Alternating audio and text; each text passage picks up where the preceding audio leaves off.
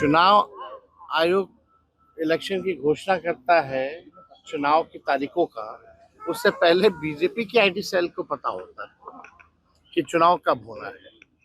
तो ये बात तो है, जो कॉन्स्टिट्यूशनल इंस्टीट्यूशंस है उनको ईमानदारी से जो है चुनाव कराना चाहिए और अपने दायित्वों का निर्वहन करना चाहिए। राहुल जी का ये बयान अपने में दर्शाता है कि उन्होंने बिहार विधानसभा चुनाव में अपनी हार स्वीकार कर ली है।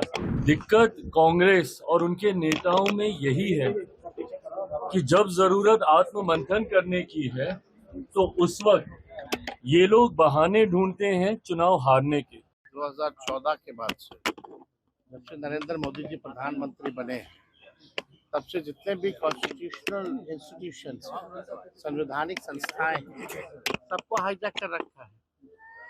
चुनाव आयोग इलेक्शन की घोषणा करता है चुनाव की तारीखों का। उससे पहले बीजेपी की आईटी सेल को पता होता है कि चुनाव कब होना है। तो ये बात तो है, लेकिन इन सब पे हम लोगों की नजरें हैं। लेकिन इसमें तो जो कॉन्स्टिट्यूशनल इंस्टीट्यूशंस है उनको ईमानदारी से जो है चुनाव कराना चाहिए और अपने दायित्वों का निर्वहन करना चाहिए।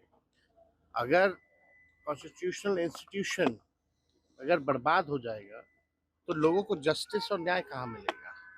तो ये बड़ी बात है, कोई भी अधिकारी किसी भी इन्फ्लुएंस में ना आए, ये होना चाहिए। पिछले बार जो 20 का जो चुनाव हुआ था, हम लोग तो सरकार बना लिए।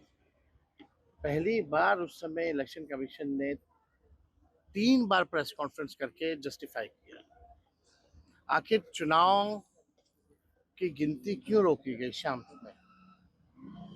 फिर रात के अंधेरे 11-12 बजे की शुरू की गई और जो जीते हुए कैंडिडेट जिनको अनाउंस कर दिया गया था शाम में हमारे, उनको किसी को 12 वोट से, किसी को 100 वोट से, किसी को 500 वोट से घोषणा होती है कि हार गए जो जीते हुए शाम में थे।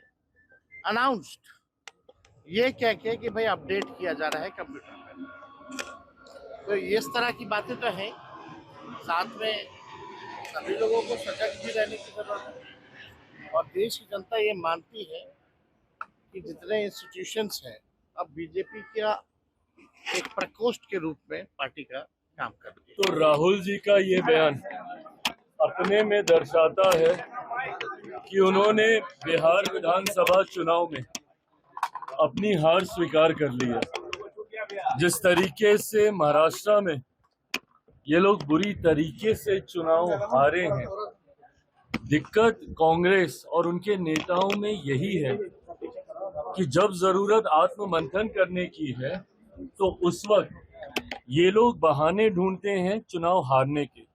लंबे समय तक बहाना चला था ईवीएम ईवीएम ईवीएम। अब वो बहाना कहीं ना कहीं ठंडा हो गया तो अब ये फिक्सिंग वाला एक नया बहाना इन्होंने निकाल लिया।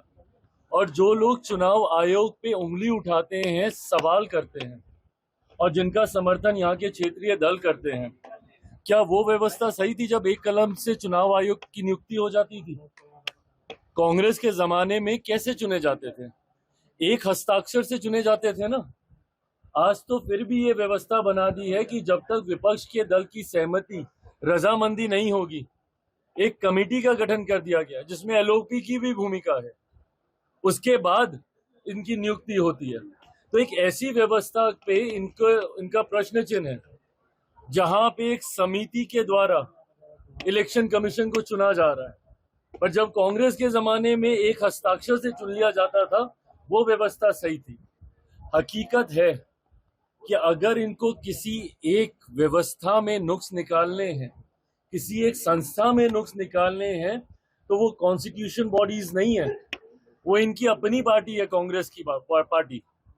उसमें इनको नुक्स निकालने की जरूरत है। जो निकालते भी हैं गाहे बगाहे अलग अलग राज्यों में जाके, कभी जयचंद ढूंढते हैं अपनी ही पार्टी में तो कभी अपनी ही पार्टी का विरोध करके आ जाता है। और सही कर रहे हैं वो, क्योंकि आत्ममंथन इनको करने की जरूरत है।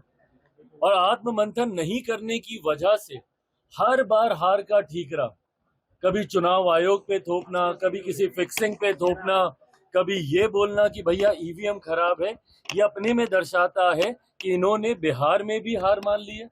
परिणामों के बाद की हार का ठीकरा पहले से ही किस में फोड़ा जाए, उसकी भूमिका राहुल जी और इनके तमाम गठबंधन के दल बना रहे हैं। और बिहार के बाद आसाम, बंगाल, तमाम राज्य ये लोग हारने जा रहे हैं।